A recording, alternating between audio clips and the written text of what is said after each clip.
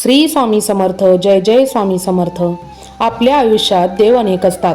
कोणी विठ्ठलाला मानतं, कोणी शंकराला, कोणी देवीला. पण या सगळ्यापेक्षा एक देवता अशी असते जी आपल्याला जन्मापासून ओळखते, आपल्या रक्तात, आपल्या वंशात, आपल्या श्वासात सामावलेली असते. ती म्हणजे आपली कुलदैवता. कुलदैवता म्हणजे फक्त मंदिरातील मूर्ती नाही. कुलदैवता म्हणजे आपल्या पिढ्यांची साक्ष असते, आपल्या पूर्वजांची श्रद्धा आणि आपल्या कुटुंबावर उभा असलेला अदृश्य आधारस्तंभ बनतात.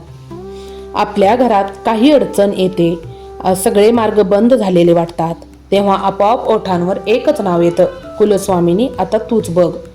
हे नाव मनातून येतं, कारण ते नातं तिथेच असतं, खोल, अतिशय खोल.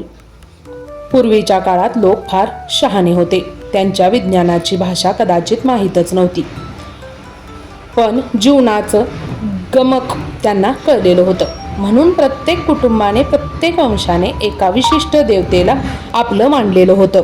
त्या देवतेला त्यांनी जबाबदारी दिली होती, आमच्या घराचं संरक्षण कर, आमच्या पिढ्या चालव, आमच्या चुका माफ कर आणि आमचं भलं कर. ही जबाबदारी स्वीकारणारी देवता म्हणजे कुलदैवता. आणि मग प्रश्न येतो, कुलदैवतीची ओटी का भरावी? ओटी भरणं म्हणजे काय? ओटी म्हणजे फक्त नारळ, फूल, साडी किंवा पैसे अर्पण करणं नाही. ओटी म्हणजे कृतज्ञता. आज आपलं घर चालू आहे, आपण श्वास घेतोय, आपल्या घरात अजूनही दिवा लागतोय, याचं श्रेय आपण देवाला देतो. आणि त्या कृतज्ञतेचं रूप म्हणजे ओटी. ओटी भरताना आपण म्हणतो, आई आजपर्यंत जे दिलंस त्यासाठी धन्यवाद, आणि पुढेही आमचा हात धरून असंच चालत राहा. खूप जण म्हणतात, मी चांगला माणूस आहे, मला ओटीची गरज नाही. पण लक्षात ठेवा, आई वडील आपल्याला काही मागत नाहीत तरी आपण त्यांना नमस्कार करतो. देवही तसाच आहे. ओटी म्हणजे मागणं नाही, ओटी म्हणजे मान राखणं, कुलदैवतेचा मान ठेवणं. आपल्या आजी आजोबांनी कधी विचार केला नव्हता, आज वेळ नाही, आज मूड नाही. ते म्हणायचे, आईचा वार आलाय, ओटी भरायचीच. कारण त्यांना माहीत होतं, ही परंपरा तुटली तर आशीर्वादाची साखळी तुटते. आजच्या धावपळीत आयुष्यात आपण बरंच काही विसरत चाललो आहे.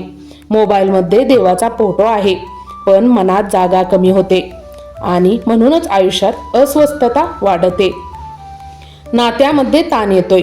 कदाचित कारण एकच आहे, आपण आपल्या मुळापासून दूर जातोय.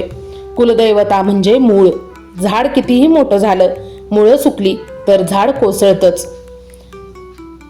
या व्हिडिओ मालिकेत आपण हळूहळू समजून घेणार आहोत, कुलदैवतेची ओटी का भरावी, कशी भरावी, काय नियम पाळावेत आणि कोणत्या चुका टाळाव्यात. पण त्याआधी एक गोष्ट मनात ठेवा, ओटी ती भीतीपोटी भरायची गोष्ट नाही, ती श्रद्धेने भरायची गोष्ट आहे. आणि जिथे श्रद्धा असते तिथे देव आपोआपच येतो. श्री स्वामी समर्थ. जय जय स्वामी समर्थ. तुम्हाला हा व्हिडिओ कसा वाटला नक्की कमेंट करून कळवा. लवकरच भेटू अशाच एका व्हिडिओमध्ये पुढच्या. तोवर काळजी घ्या. धन्यवाद, धन्यवाद, धन्यवाद.